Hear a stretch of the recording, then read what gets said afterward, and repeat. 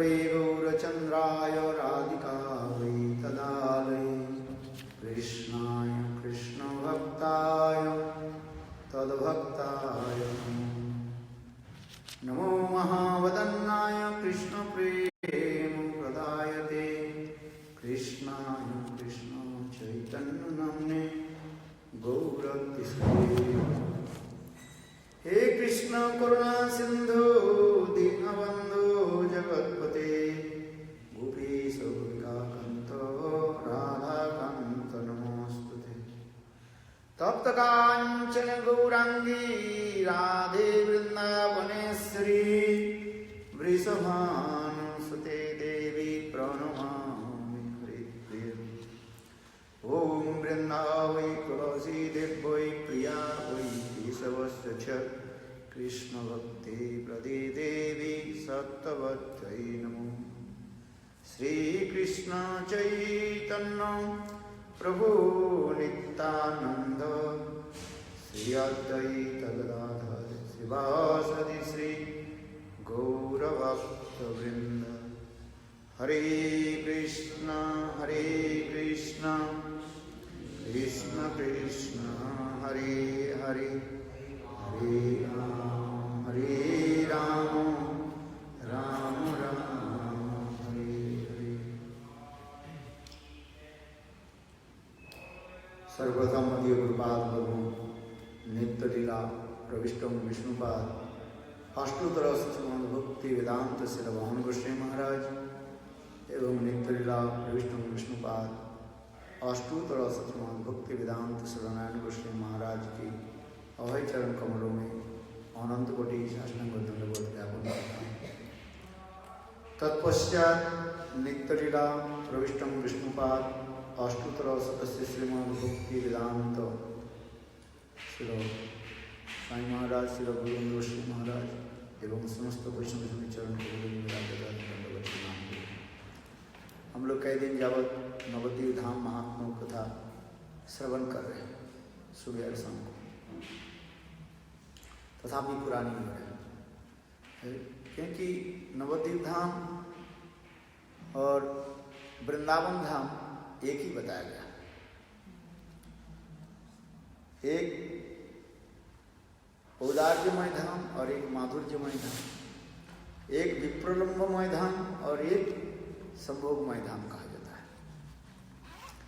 नवद्वीप धाम को कहा जाता है विप्रलंबमय धाम कहा जाता है, और नवद्वीप चंद्र गौर सुंदर की भी कहा जाता है विप्रलंबमय विग्रह सजनंदन गौर विप्रलंबन विरह। और कृष्ण की कहा जाता है ये संभोगमय धाम, कृष्ण वृंदावन के संभोगमय धाम कहा जाता है, मिलनात्मक धाम कहा जाता है।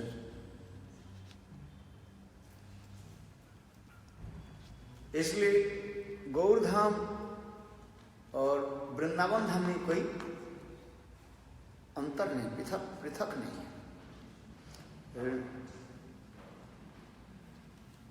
क्यों तथापि गौर धाम की विशेष वैशिष्ट स्पेशलिटी हमारे आचार्य पादों ने दिखाया। ये सचिनंदन गौर हरि विप्रलंब भावों के द्वारा इस प्रकार वह भाव माधुर्य उन्होंने आस्वादन के और जगत जीवों के आस्वादन कराया।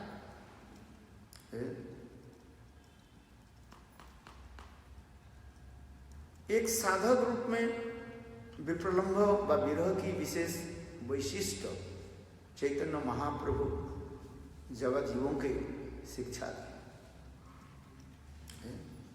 एक साधक दृष्टि से और एक सिद्ध दृष्टि से, दोनों में एक विशेष वैशिष्ट बताया गया। साधक रूप में विप्रलंब की विशेषता चैतन्य महाप्रभु दिखाया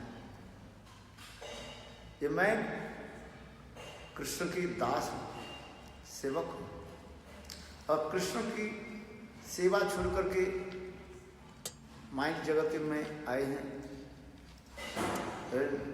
इसलिए माया देवी मुझे दंड दे और फिर पुनः अपने प्रभु कृष्ण की कैसे प्राप्ति करें, उस विप्रलम्भ यानी विरह के द्वारा प्रभु के चरण कमल की प्रार्थना ही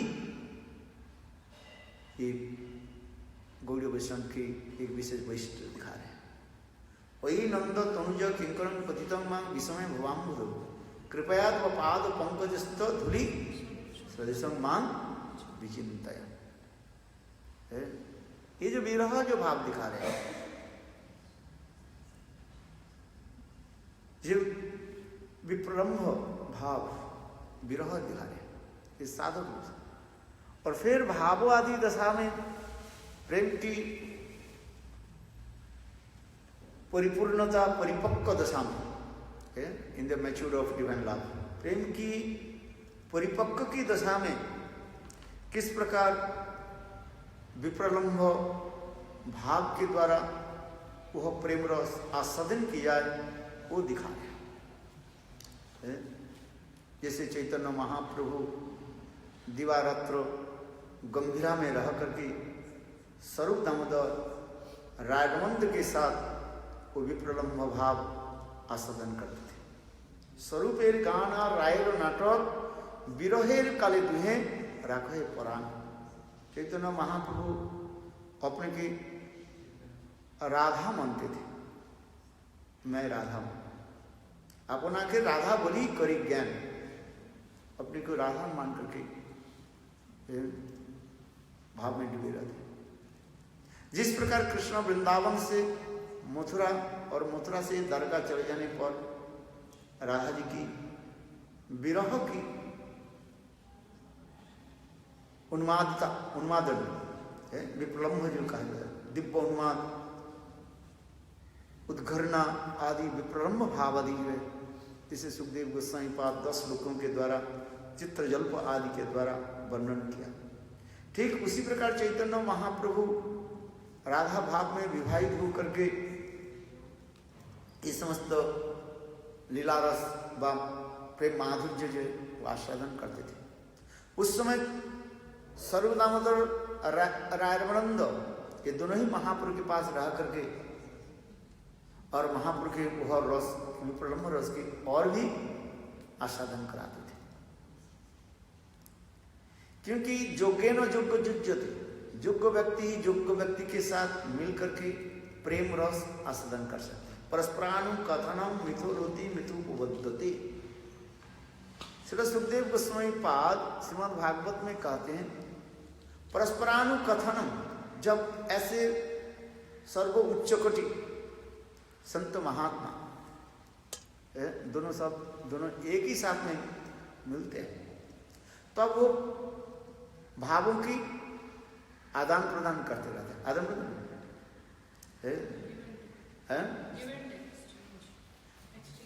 एक्सचेंज करते थे। स्मरंत स्मारंत उत्फुल्ल विभ्रतम, स्मरंत एंड स्मारंत माने स्मरण करते थे और स्मरण कराते थे। समझे?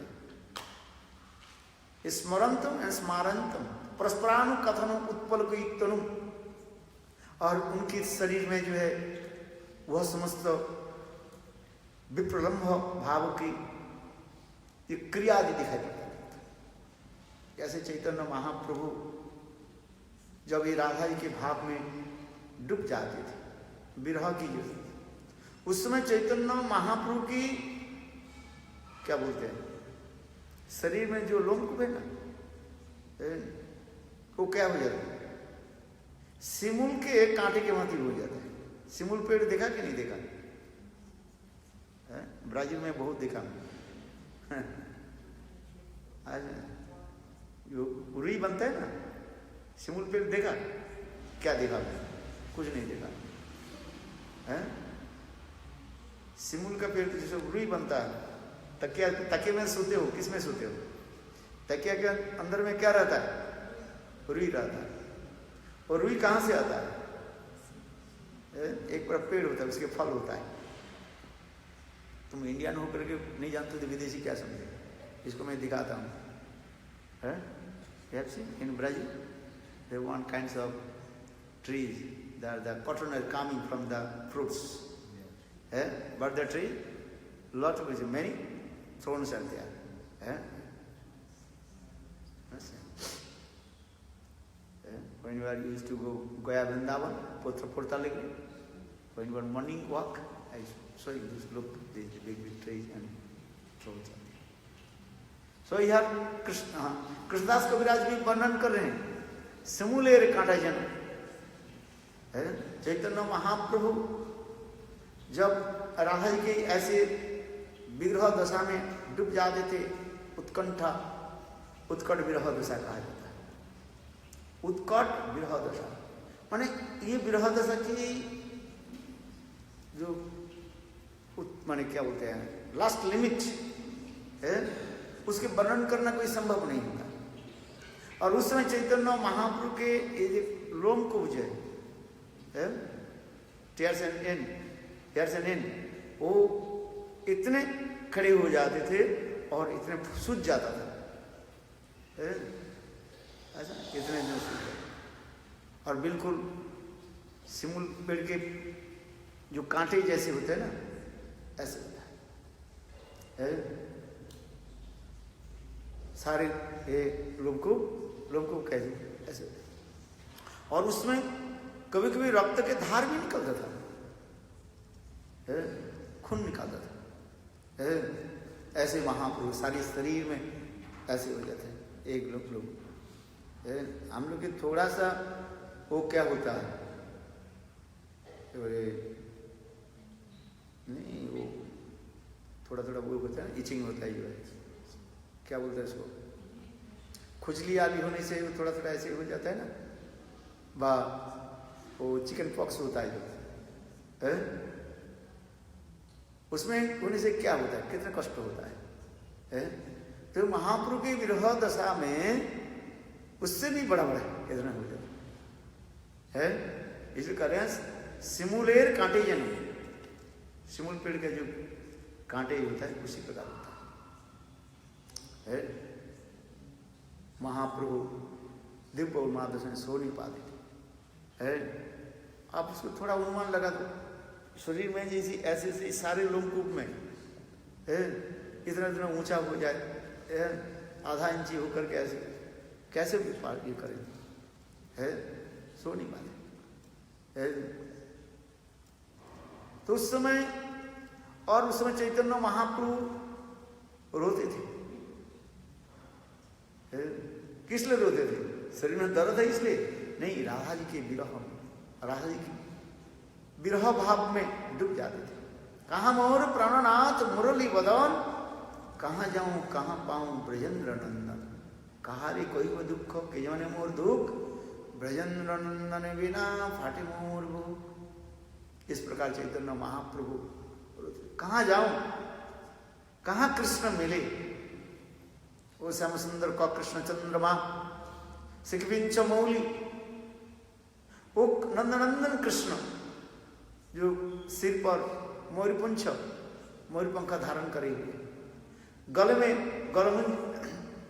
गुंजा माला वैजयंती माला के द्वारा सुशोभित हो रहे हैं, हाथ में कर में बेलू लेकर के बंसी बजाते हुए सबके चित्त चुराते हुए, लुभाती हुई, वो गायों के पीछे पीछे ये दौड़ते हैं, वो श्याम सुंदर कहाँ मिले। इस प्रकार चैतन्य महाप्रभु रोते थे।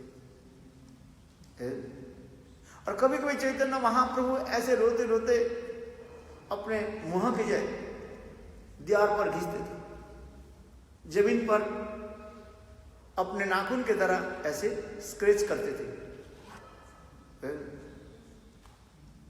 और उसमें मुख में ये मुख जो है लाल हो जाता था, मुख से भी खून निकालता था।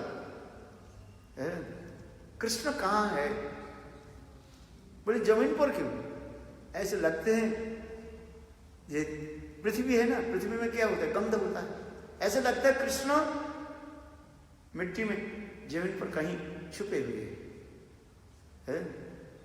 इसलिए जमीन पर जो है, मिट्टी पर जो है महाप्रभु अपने मुखारविंद के घिसते थे। मैंने एक बार गुरुदेव के प्रश्न पूछा था, ये चैतन्य महाप्रभु ये मिट्टी पर क्यों मुंह के क्यों घिसते थे? चैतन्य चरितामृत में लिखा है। तो गुरुदेव ने कहा ये मिट्टी में क्या है? गंध है। आज पृथ्वी में गंध है, तो ऐसे लगते हैं ये कृष्ण की गंध आ रहे हैं। कहां? पृथ्वी से। ये मानो कृष्ण कहीं मिट्टी के अंदर छुपे हुए हैं। कहीं गुफा में, मिट्टी के अंदर गुफा में कहीं कृष्ण छुपे हुए हैं, ऐसे भावना होता था। और उसी से भाव से महाप्रभु घिसते थे।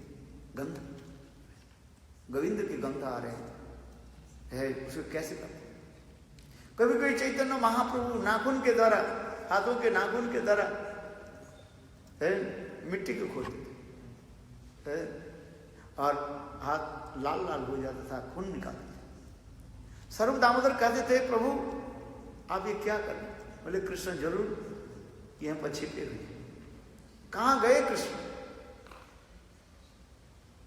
वो कहां छिपे हुए?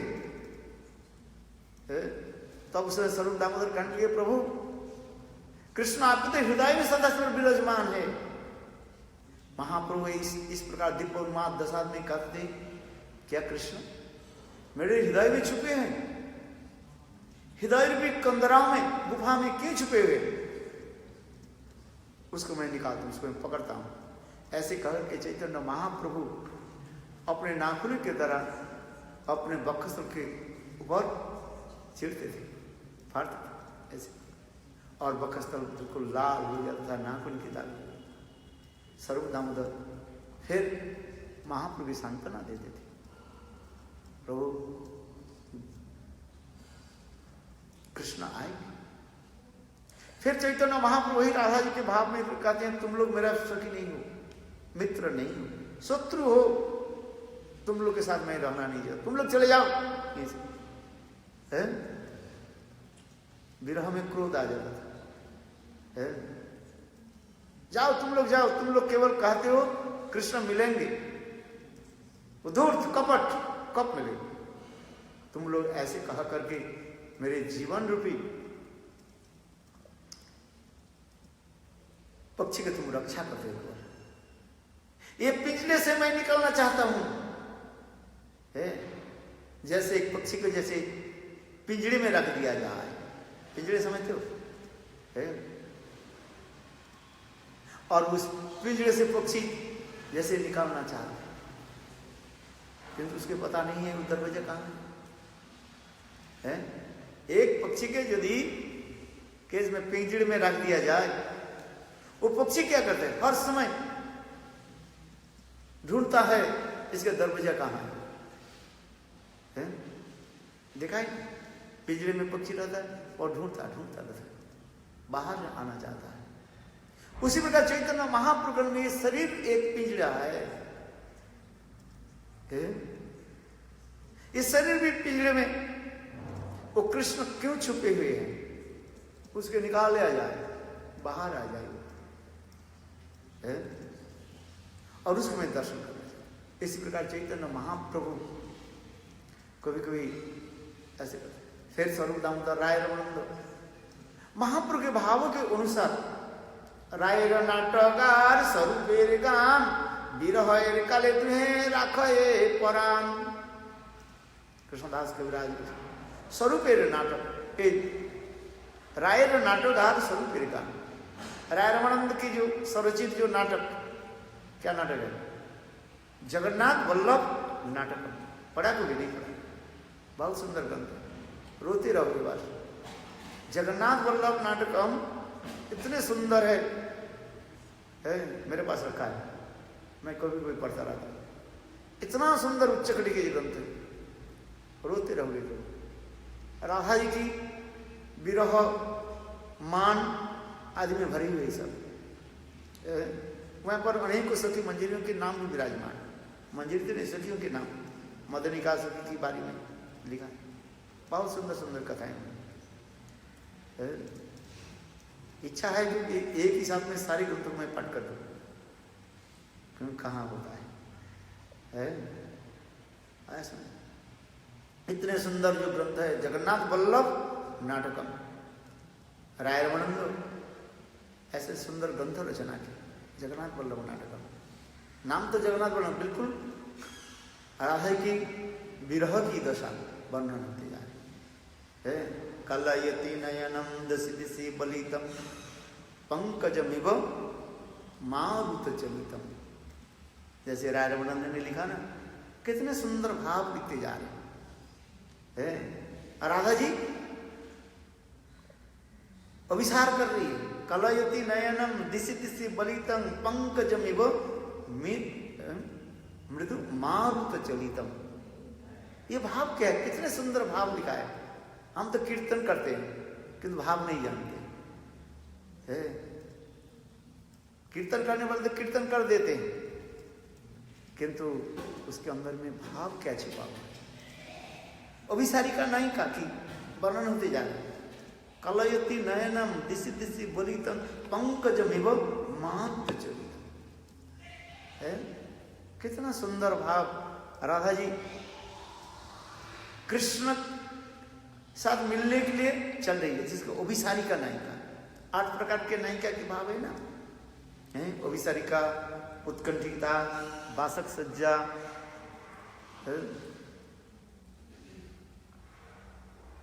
ये समस्त नायिका के भाव उसमें भरा हुआ है। नाम करते करते, यही तो नाम करने की प्रणाली है। हरे कृष्ण नाम करने से नहीं होता है, ये भाव को एक एक कीर्तन के लेकर के चिंतन करो। तन्नाम रूप चरितादि सुकृत नाम स्मृतो क्रमण रसनानि क्रमेण रसना मनसि निधि तिष्ठन ब्रजे तदानुरागी जनानुगामी कालगुणय अखिलम वित्तोपदेश सारम। रूप गोस्वामी पाद जो करें, नाम ग्रहण की प्रणाली क्या है? Hari the process chanting the Holi names. नाम ग्रहण की प्रणाली, तन्नाम रूप चरितादि सुकृत नाम स्मृतो क्रमेण रसना मनसि निधि। क्रमेण रसना मनसी, जिहा को, मन को जो है नाम करते एकाग्र करो। रसना में जिया, जिब्बा, मनसी में मन, मन और जिहा के द्वारा जो नाम हो रहा है, जिहा के द्वारा नाम उच्चारण कर रहे हैं, मन के द्वारा क्या हो रहा है? नाम स्मरण हो रहा है। इसलिए दोनों की करो। कैसे करोगे? यही कीर्तन करते रहो।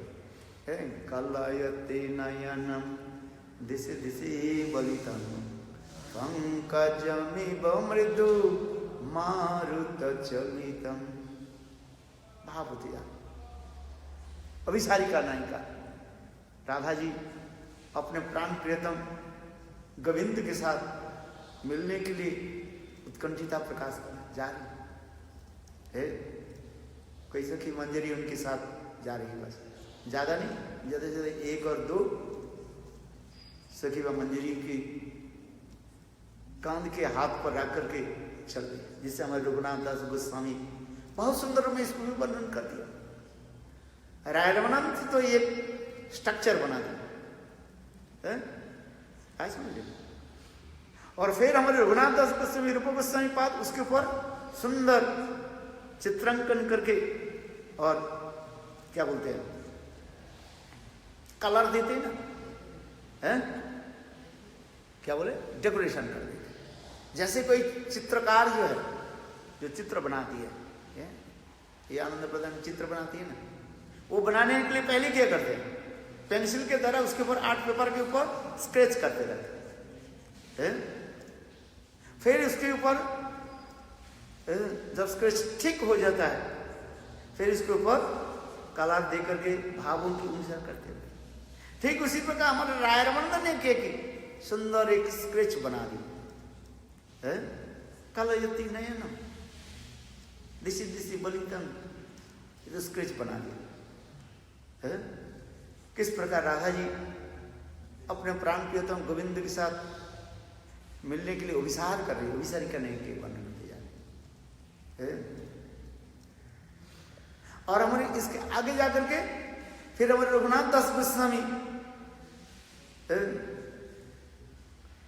और उसके भी और सुंदर श्लोकों के द्वारा वर्णन करते जा रहे हैं। मधुरम मधुरौनी सायां ज्योति उद्भासितम है, मधुर मधुर निसायां, मधुमास, फाल्गुन चैत, फाल्गुन और चैत ये दोनों मास के कहा जाता है, मधुमास कहा जाता है।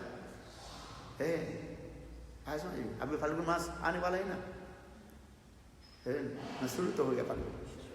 हाँ, फाल्गुन और चैत ये दोनों मास के क्या कहा जाता है, मधुमास कहा जाता है।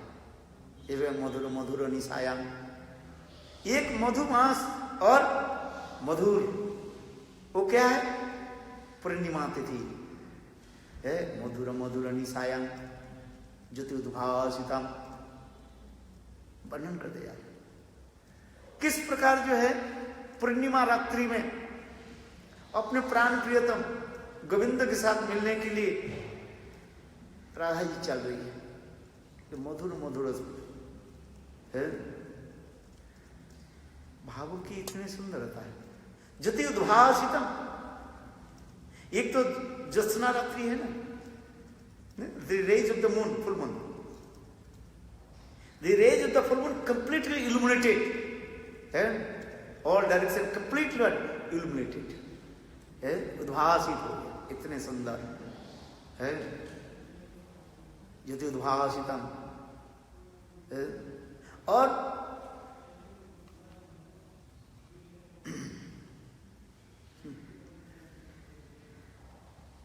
इतने सुंदर उद्भासित हो गया है। चंद्रमा भी उसमें क्या है, मानो मंद मुस्कान करते हुए हंस रहे। कितने सुंदर चंद्रमा की मंद मुस्कान जो है, और वो मंद मुस्कान के द्वारा क्या हो रहे, चंद्रमा अपने मानो दंतराजी के द्वारा है, कोई हंसते हैं ना तो हल्का सा दांत की आभा निकलता रहता है। ठीक उसी प्रकार भी अपने प्राण प्रियतम श्रीमती राधा की मुख के चंद्रमा के साथ तुलना दे रहे। एक तो चंद्रमा रात्रि भी है, पूर्णिमा रात्रि है, और राधा जी के मुख कमल, राघव जी के मुख कैसे है, चंद्रमा के भांति है ऐसे। और ये किरणें जो निकल रहे हैं, चंद्रमा के जो किरण निकल रहे हैं, ये किरण के राधा जी की क्या है, बोले राधा जी के दंत पुक्ति जो है, दांतों जो है, बोले दांतों की इतने शुभ्रता जो है, शुभ्रता समझ लो है, ब्राइटनेस, कंप्लीट वाइट ब्राइटनेस है, शुभ्रता, मानो यही चंद्रमा की किरण, अर्थात राधा रूपी मुखचंद्र और राधा के मुख के साथ चंद्रमा के साथ तुलना दे रहे हैं। और दांतों के साथ किसका, दांतों के दांत से जो आभा जो निकाल रहे हैं वो मानो चंद्रमा की किरण, दोनों के साथ मित्रता हो रही है। एक तो चंद्रमा और एक राधा जी की मुख चंद्रमा, चंद्रमा की जो रेज माने किरण और श्रीमती राधा जी की सुंदर शुभ्र स्वच्छ निर्मल दांतों की से शुभ्रता जो निकल रही, ये दोनों माने एक ही साथ मिलते जाए, जोग्य ने जोग्य जुज्जत, मुख चंद्रमा और राधा की एक ऊपर में चंद्रमा, ये मिलते जा रहे। मधुर मधुर निसाया, मधुमास, मधुमास इसको कहा जाता है फागुन और चैत, इसके मधुमास कहा जाता है। बसंत की सुंदर आभास चल रहा है, the climate of the spring season है ना, beginning of the spring season है। अभी थोड़ा थोड़ा हल्का हल्का ठंडा है ना, एक महीने पहले बहुत यहाँ पर कड़ी ठंडी थी है? अच्छा, अभी इतना ठंडी नहीं है, दिन में थोड़ा गर्म होता है, रात में थोड़ा ठंडी रहता है, किंतु एक महीने पहले दीवार तो दोनों टाइम ऐसे बैठना मुश्किल हो। क्योंकि ये कहने की मेरा तात्पर्य ये हो रहा है, ये बसंत की प्रारंभ का है, in the beginning of the spring season, ठंडी धीरे धीरे समाप्त होते जा रहे हैं और धीरे धीरे गर्मी की आभा आती जा रही है। किंतु अभी ठंडी भी है, गर्मी भी, दोनों सम्मिश्रण होते जा रहे है ना। रात में ठंडी होता है, कंबल ओढ़ करके सो जाता हूँ, और दिन में है कि बोले हल्का चादर लेकर के ओढ़ लेता हूँ। ठीक उसी प्रकार इसलिए कहते हैं मधुमास करके। मधु किसको कहा जाता है? इतने सुंदर सुभावन, इसलिए कहते मधुर मधुर निशायन ज्योति उद्भासितम। स्वयं राधा जी की अंग कांति भी कैसे? तप्त कांचन गौरांगी। जब राधा जी चलती है ऐसे दूर से लगते हैं कोई सोने की पुतली जो है वो चल रही है। इसमें तो बहुत सुंदर वर्णन है। मैं क्या वर्णन करूं न करूं, मेरे समझ में नहीं आता है। कोई पागल होकर बोलता रहता है। मधुर मधुर इसलिए से राधा जी जब ये अभिसार के लिए चलती है रात्रि काल में, ऐसे लगते हैं ये वास्तव एक सोने की पुतली है, मानो चल रही राधा जी। तो उस समय क्या है? कर्पूर भूषा, कपूर, कर्पूर मैंने कपूर है कि कैंफर। सखियां क्या करती है? राधा की अंग की कांति इतने उज्जवल है, उज्जवलीकृत कहा जाता है, ब्राइटनेस इतने हो जाता है, बड़े चंद्र की किरणों की प्रभा के वो क्या करते थे? पराभूत कर देते थे। इतने सुंदर राधा की अंग कांति कैसे? That is called molten gold, तप्त कांचन गौरांगी। वो कैसे होते हैं? न चंद्रमा की किरणों की सुंदर जो माधुर्य के पराभूत करने वाले, ऐसे लगते हैं दूसरी कोई दूसरी चंद्रमा पृथ्वी में धरती पर प्रकटित होकर के चल रही है, ऐसे लगता था। जब राधा जी चलती है पूर्णिमा तिथि में, ऐसे लगे हैं आकाश में जो चंद्रमा तो एक है ही है, वो तो विराजमान है, और नीचे धरती पर दूसरी कोई चंद्रमा चल रही है, ऐसे है। इसलिए मधुर मधुर। तो सखियां क्या करती है? लोगों के भ्रम ना हो जाए इसलिए सखियां क्या करती है? कर्पूर भूषा, कर्पूर में कैंफर, कपूर, संस्कृत में कर्पूर कहा जाता है, कर्पूर भूषा है। कपूर के पीस करके है, कपूर भी सफेद है ना, तो राधा जी के अंग पर प्रलेप कर देते, लगा देते थे। मतलब क्यों? ज्यादा आभा निकले तो लोग सोचेंगे ये कोई सोने की पुतली जा रही, लोगों की दृष्टि ज्यादा पड़ जाएगी है। इसलिए सखियां क्या करती थी? मंजरी सखियां क्या करती?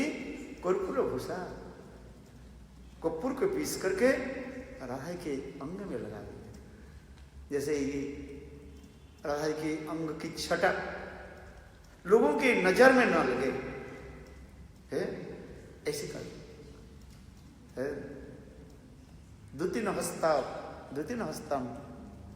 और श्रीमती राधिका कैसे चलती? कोई एक सखी, द्वितीय में नहीं, कोई सखी के स्कंधनस्ता, दूधी की कांध पर रखते हुए धीरे धीरे पदक्षेप चलते हैं। जैसे हमारे राय बंद करें ना, ये दोनों श्लोक के एक साथ में लेकर के चलो। एक रघुनाथ दास गोस्वामी में श्लोक और एक रायनमंद के श्लोक है। कितना सुंदर भाव होती जा रही है। कलयति नयनम दिशि दिशि बलितम पंकजमिव मारुतचरितम।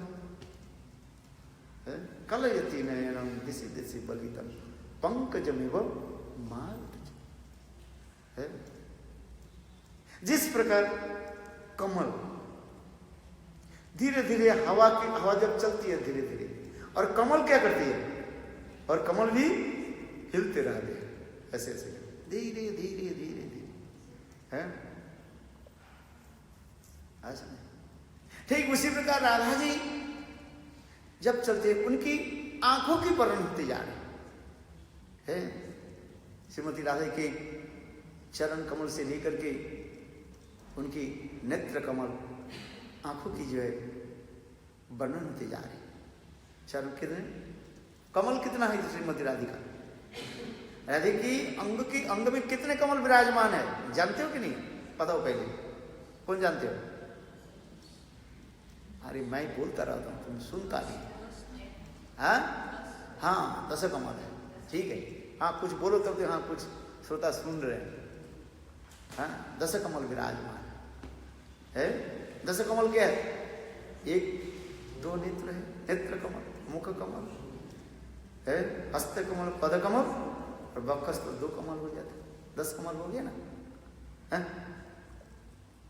चरण कमल, हस्त कमल, 2 हाथ 2 पैर हो गया, 4 हो गया, 2 हाथ क्या बोले, आंख हो गया, कितना हो गया?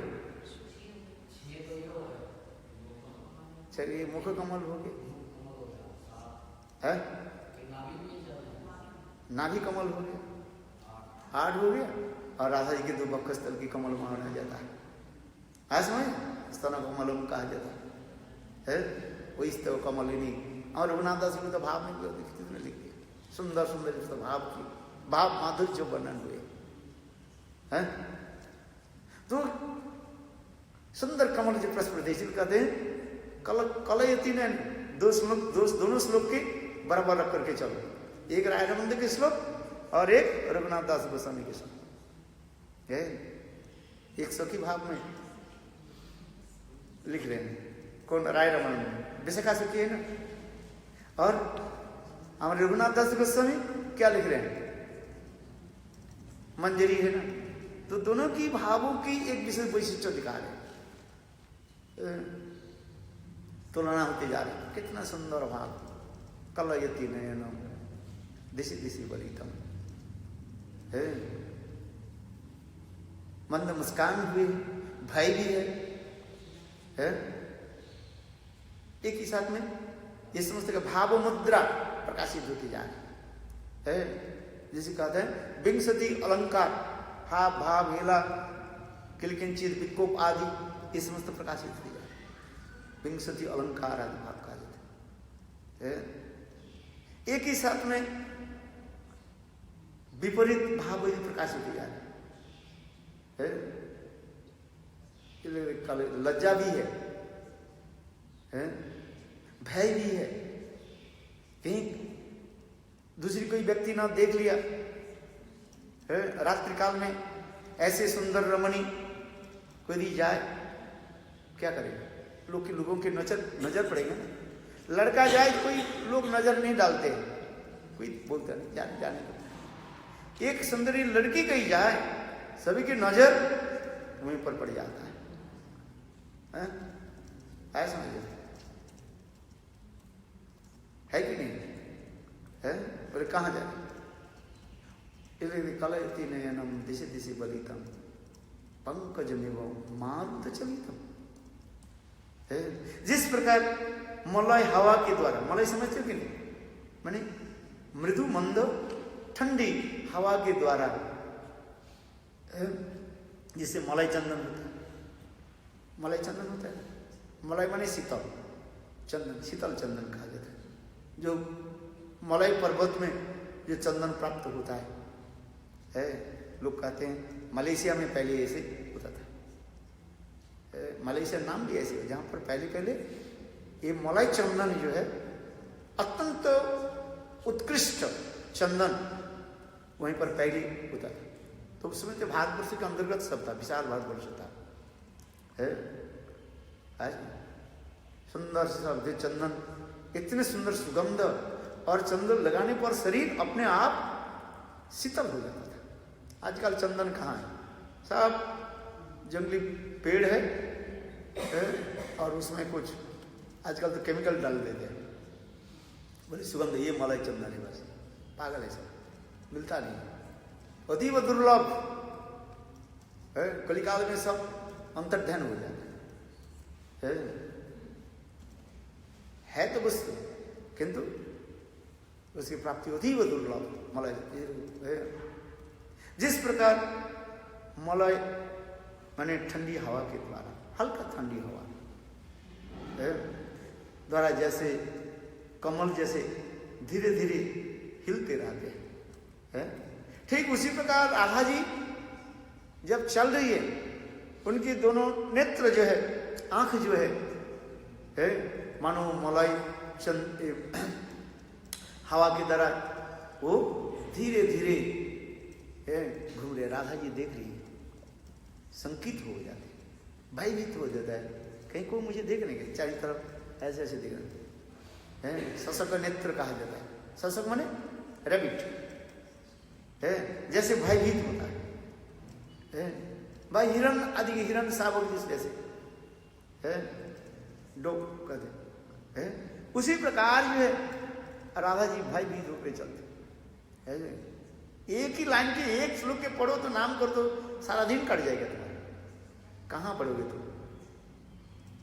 एक श्लोक के एक लाइन पढ़ो बस और नाम करो, देखो डूब जाओगे तुम है।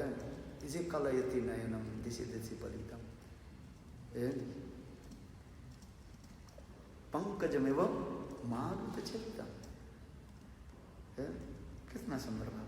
और हमारे रघुनाथ दास गोस्वामी इस श्लोक के फिर वर्णन करें, स्पष्टीकरण कर दिया ना है। दोनों श्लोक की इतने सुंदर भाव धारा के लेकर चलती है। जैसे झूला में झूलते हैं ना, आगे जाते हैं पीछे जाते हैं, झूला झूले दामोदर राधा वृंदावन में झूला झूलते ना, एक बार इधर जाते इधर जाते। दोनों श्लोक की ऐसे मानो भाव मुद्रा में डूब जाओ, नाम करते रहो, नाम होते रहेगा।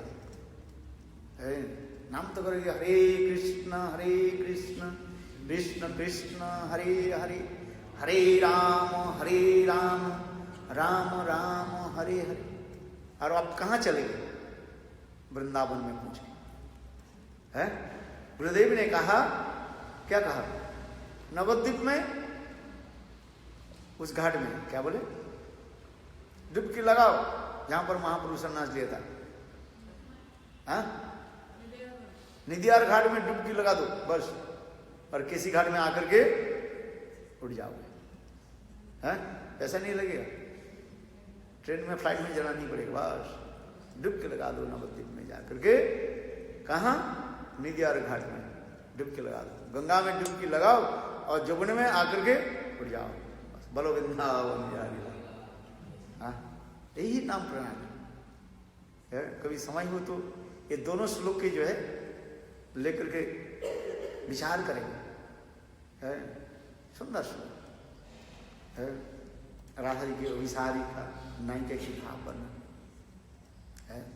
चलो आगे की कथा बताता हूँ। श्रीमन महाप्रभु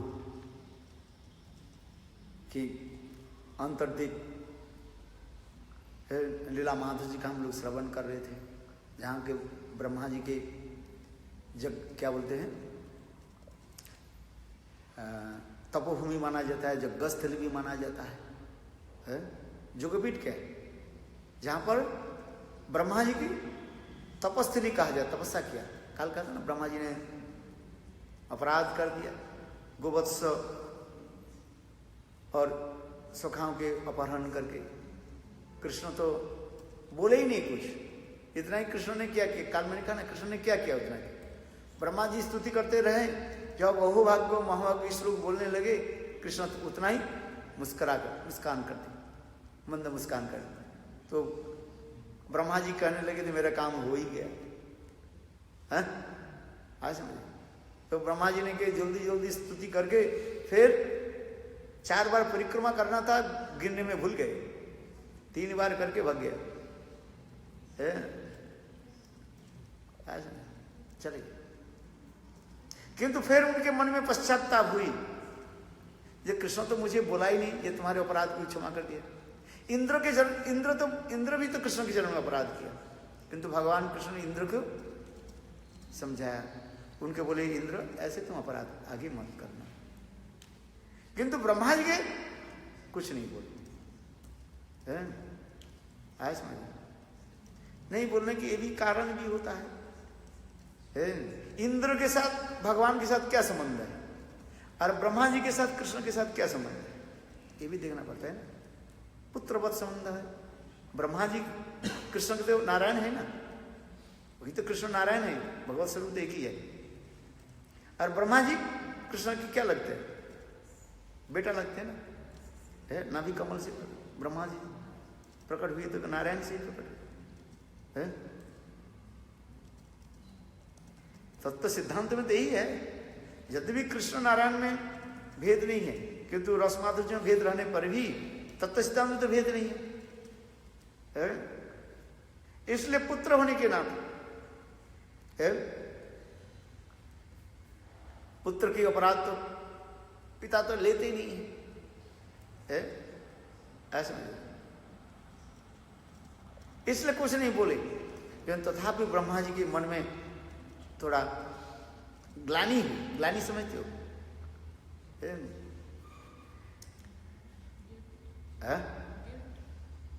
क्या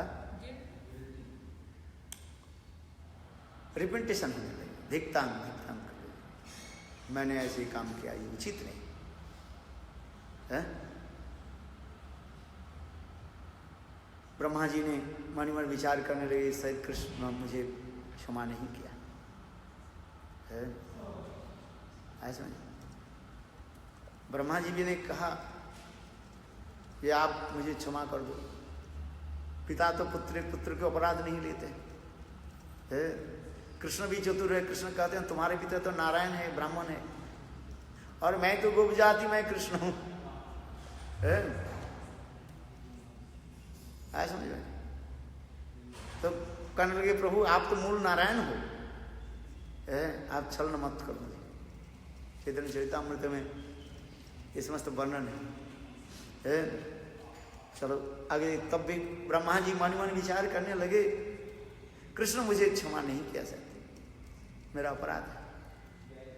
इसलिए ब्रह्मा जी ने क्या कि यही नवद्वीप में आकर के जोगपीठ वहीं पर आकर के उन्होंने क्या किया, तपस्या की, कठोर तपस्या किया, बिना खाए पिए हुए कठोर तपस्या आदि करने। और फिर हजारों साल तपस्या करने के पश्चात स्वयं भगवान कृष्ण प्रकट हुए, कहने लगे ब्रह्मा तुम्हारी तपस्या में संतुष्ट हूं। कहने लगे प्रभु मुझे मेरा एक क्षमा, अपराध की क्षमा कर दो। भगवान ने कहा, कृष्ण कहा ठीक है तुम्हारा अपराध में क्षमा कर दी। कहने लगे प्रभु क्षमा तो कर दे, किंतु अपराध तो मैं किया, मुख से थोड़ी सी होने से हो जाता है क्या, सेवा करो प्रभु, मुझे आपके अपने सेवा की अवसर मुझे प्रदान करें, मैं तो अपराध किया ना। अपराध करने के बाद क्या होता है, सेवा करना, जब सेवा करते तो अपराध क्षमा हो जाता। आप अपने चरण कमल की सेवा प्रदान करें मुझे, आपकी कौन सा सेवा मैं करूं। तब कृष्ण ने कहा हे ब्रह्मा सुनो, अति सत्तर कलियुग आने वाला है, इस कलियुग में मैं गौरांग रूप में प्रकट होऊंगा इसी नवद्वीप धाम में। बोले आपके गौरांग स्वरूप ना, स्वयं कृष्ण ब्रह्मा जी के निकट अपने गौरांग स्वरूप को भी दर्शन कराया है। राधा भाव सुबोलित शशिनंदन गौधरी अपने गौरांग स्वरूप के दर्शन कराया उन्होंने, कृष्ण अपने गौर अवतार गौरांग सुंदर के रूप दर्शन कराया। और करा करके बोले ब्रह्मा सुनो, कलियुग में मैं गौरांग रूप में आकर के जीवों के कल्याण के लिए मैं नाम धर्म प्रचार करूंगा, तुम मेरे नाम धर्म की सहायक बनो। भाई नाम प्रचार होता, प्रचार अकेले तरह थोड़ी होता है। प्रचार होने से क्या कितने लोग होना चाहिए, 20-25 आदमी हो तो जमता है। हमारे भक्ति सिद्धांत तो प्रभुपाद प्रचार में जाते थे 50-60 आदमी को लेकर जाते थे। भक्ति सिद्धांत से प्रभुपाद जहां जहां पर जाते थे ना 50-60 आदमी लेकर जाते थे, और अपना तो 50-60 भी हो जाता है। और फिर बाहर के 20 आ जाए तो 80 तो 90 तो 100 तो हो ही जाता है। लोग कहां पर जाते हैं? जहां पर लोग ज्यादा इकट्ठा होते हैं तब लोग भीड़ जमता है। पत्तल कहां फेंकता है? एक व्यक्ति कहां ये फेंक दे ना, यहीं पर प्रसाद पर यहीं फेंक दे, सोचेगा यही कूड़ेदानी है। ये मंदिर के अंदर कोई एक व्यक्ति फेंक दिया ना तो यही है। इंडिया के होता है ना, मंदिर में जाता है ना, 5 छिपा करके जाते हैं, थूकते कोने में थूक देते हैं। एक व्यक्ति थूका, दूसरे व्यक्ति आकर के, गांव के व्यक्ति है ना, बोले यही से थूकने के स्थान है। देखना जितने मंदिर होगा ना, एक व्यक्ति 5 छिपाते हैं ना, गांव के लोग होते हैं ना, 5 छिपा करके आता है, थूके कहां? तो कोने में थूक देते, दूसरे देखा वही थूकने की जगह है सर, मंदिर के अंदर थूक देते और वही हो जाता।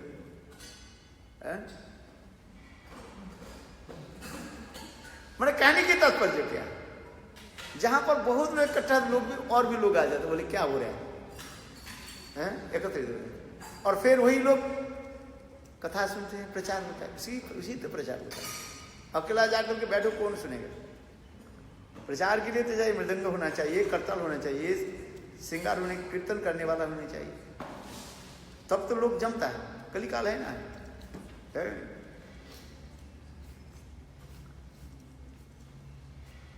सुखदेव गोस्वामी पाद थोड़ी है सब ना, परीक्षित सब है इस समय, है? भागवत की कथा शुरू कर दिया कहाँ? सुकरतली में, गंगा के तट पर। कोई खाना पीना की कोई व्यवस्था नहीं था, है? बोले बस गंगा के जल पियो। सुकरतली है ना, गए सुकरतली कभी? गया नहीं है? सुंदर रमणीय स्थान है। मैं तो 2-3 बार गुरुदेव के साथ गए, वहां पर गौड़िया मठ है, गंगा के तट पर सुंदर रमणीय स्थान है, बस सुकरतली स्थान है, बड़े ही सुंदर सुंदर स्थान है, विशाल सुंदर विग्रह, क्या बोले, पेड़ है, पेड़ के नीचे छाया है, लंबी लंबी शाखाएं विस्तार कर दी, हजारों लाखों लोग बैठ सकते हैं, कोई टेंट लगाने की जरूरत नहीं होता है, विशाल सुंदर सुरम्य प्रदेश है, सुशीतल है, पेड़ों के द्वारा, पत्तियों के द्वारा घिरे हुए, कोई टेंट लगाना पड़ता नहीं है।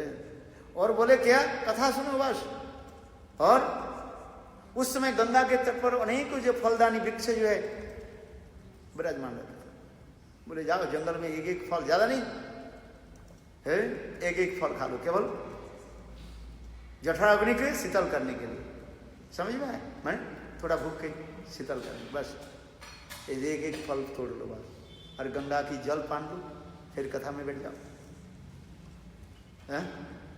आज सुंदर, बस इसलिए उस स्थान को चुन लिया। कथा जो कहाँ पर हुई? ये सुकरतली स्थान पर प्रथम अधिवेशन जो है, सुखदेव गोस्वामी पाद वहीं पर जाकर विराजमान हुए। परीक्षित महाराज नीचे बैठे, आसन की कोई जरूरत नहीं, कुछ जरूरत नहीं है। आजकल भागवत सप्ताह करो तो बाजी लगना पड़ा है, 10 लाख 20 लाख 25 लाख कितना लाख लगना पड़ेगा, कितने लोग आएंगे, कितना खिलाना पड़ेगा, है कितना वो बजाने के वाला जो है कितना है, कैसेट वाला क्या क्या वाला है ना, बस उसमें लग जाते हैं। संगीतमय कीर्तन, संगीतमय भागवत करते रहते, कथा कहाँ होती? अरे कथा नहीं, व्यथा, कथा नहीं, क्या व्यथा, अपने हृदय को उद्गार करो। मैंने कहा भागवत कथा नहीं, भागवत व्यथा। व्यथा क्या है? व्यथा समझते हो? हृदय में जो भावों के, प्रेम के जो भाव उद्गार करो, प्रकाशित करो। आजकल भागवत नहीं होता, वास्तव में कहाँ, उसमें चले जाते 3 घंटा बैठते हैं, सारा दिन में 3 घंटा बैठते हैं, 3 घंटे में तो होता है 2 घंटे तक कीर्तन में चले जाते हैं। शुरू में, अंत में, बीच में कीर्तन नहीं करो तो श्रोता सो जाते हैं। वास्तव हम देखते हैं, हमें तो अभिज्ञता है। कथा कहाँ होती है? कथा ज्यादा से ज्यादा 1 घंटा से ज्यादा नहीं, 1.5 घंटे से, वो भी बहुत कम है कि नहीं? आप बताओ, है। कथा शुरू होते हैं, शुरू में कोई आता ही नहीं है, 2 4 10 व्यक्ति बैठे हो जाता रहता, और कथा जब जमता रहता है तब समय हो जाता है, पुजारी घंटा बजा देते हैं, हो गया चलो हरी वो, और फिर लोग कीर्तन नहीं करो तो सो जाते हैं लोग, कैसेट बजाओ है और रसखान की धूम लगा दो। कल बोला था ना, है क्या बोला था? हाँ पता था ना, कल रसखान की कथा सुनाया, कल कितना सुना है। तो लोग कहते हाँ तब ये बोली तो भागवत है कथा, कुछ नहीं हुआ, कथा ही नहीं हुआ कुछ। अरे कथा में यदि व्यथा नहीं हुआ तो कथा कहाँ है?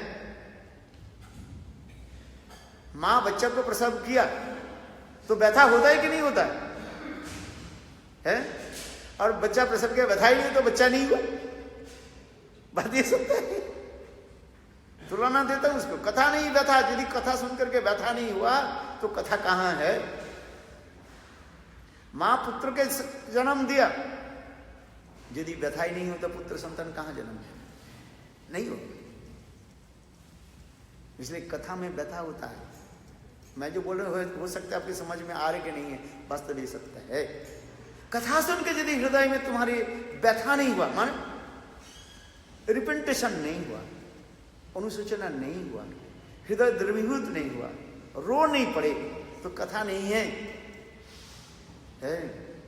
कथा में व्यथा होनी चाहिए। जैसे उदाहरण दे रहे ना, मां बच्चा के जन्म देने से व्यथा होता है, शरीर में दर्द होता है।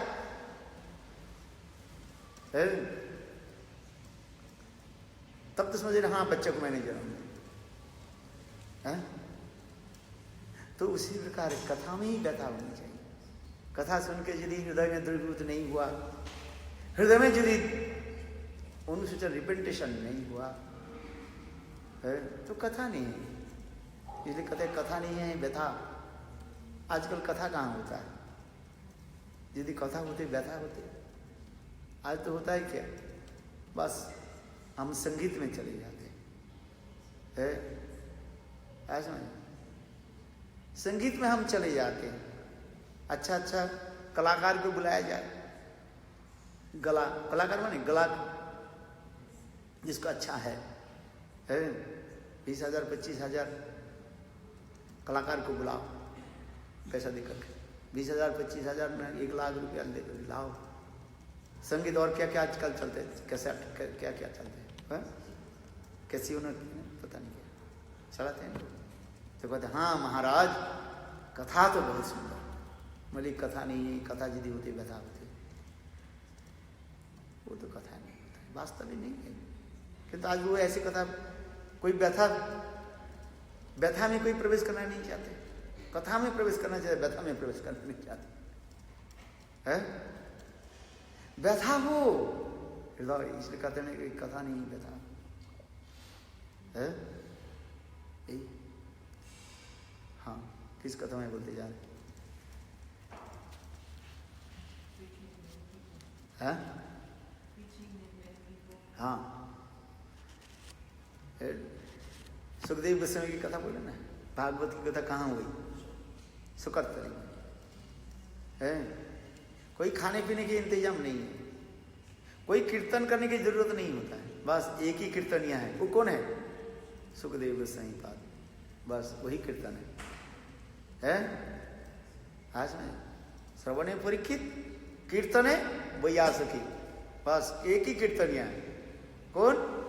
वैयासकी सुखदेव गोस्वामी पाद, दूसरी की जरूरत नहीं है। मेरे गुरुदेव की कथा याद आ जाता है प्रसंग क्रम। एक विदेशी बोले गुरुदेव कृष्णदास बहुत सुंदर कीर्तन किया, अच्छा लगा। गुरुदेव ने कहा मैंने क्या किया?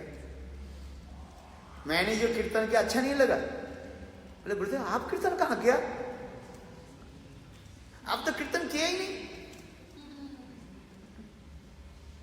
कहने लगे गुरुदेव आप तो कीर्तन किया, तो कृष्णदास कीर्तन किया था, बहुत अच्छा लगा। बोले गुरुदेव ने कहा मैंने क्या किया? बोले आपने कथा की। बोले कथा नहीं, वही कीर्तन है? वही कीर्तन है। गुरुदेव ने कहा वही कीर्तन है। मैं नहीं कीर्तन किया, मैंने कथा, भागवत कथा यही कीर्तन है। आज नहीं, लोग सोचते हैं बस ताल लय मान देख रहे उसे कीर्तन मान दे, कीर्तन तो भगवत कथा, इसलिए कहते हैं कीर्तन है वैयासिक, श्रवण है परीक्षित, कीर्तन है वैयासिक। वैयासिक मैंने सुखदेव गोस्वामी, व्यासदेव के पुत्र वैयासिक है, सुखदेव गोस्वामी। कीर्तन आजकल कीर्तन नहीं होता है, बस वे संगीत में चली जाती है, भागवत कथा रहा जाता है। कहाँ भागवत होती है वास्तव है, और कहाँ सुनने वाला भी नहीं होता है। उठ करके लोग भाग जाएंगे, कीर्तन नहीं हो के बोले वो नहीं बजे, क्या बोले, कीबोर्ड नहीं बजे है, तो लोग भी उठ करके भाग जाता है। अरे कहाँ क्या बोल रहे हैं, सब रूखा सूखा लग रहे हैं बस है। अरे चौकड़ी चोटी रोटी ले आओ तब तो आनंद होता है, रूखी सूखी में कोई थोड़ी होता है। कल काल है ना, रूखी सूखी कोई खाना नहीं चाहिए, चकाचक चकाचक होनी चाहिए। बोले कैसे भागवत, बोले चकाचक, हाँ अच्छा प्रसाद हो, अच्छा हो है, कीर्तन अच्छा हो, मृदंग एक क्या बोले वो अनेक प्रकार के है संगीत इंस्ट्रूमेंट्स हो, तो बोले हाँ चकाचक, कथा तो चकाचक, चकाचक, किंतु चकाचक नहीं था कथा में। चलो समय हो गया, 7 बजे 7:05, उनके कीर्तन छोड़ना पड़ेगा है। मैं तो सोचा महाप्रभु की कथा बोलूं, बस घूम फिरा करके वहीं पर चले जाते मन है। इसलिए मैंने यही कहा था,